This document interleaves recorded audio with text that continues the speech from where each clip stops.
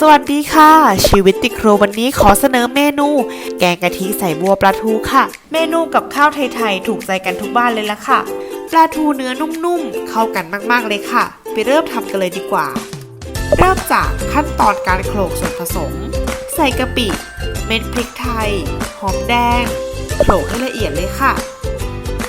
ต่อมาขั้นตอนการทำใส่กะทิลงไปเติมน้ำเปล่าตามด้วยเครื่องที่โขลกไว้ลงไปได้เลยค่ะคนให้ส่วนผสมทั้งหมดเข้ากันดีรอจนเดือดใส่เนื้อปลาทูนึ่งลงไปได้เลยค่ะตามด้วยใส่บัวหั่นท่อนปรุงรสชาติด้วยน้ำปลาน้ำมะขามเปียก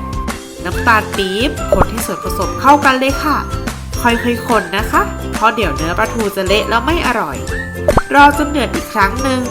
เสร็จเรียบร้อยแล้วค่ะน่ารับประทานมากๆเลย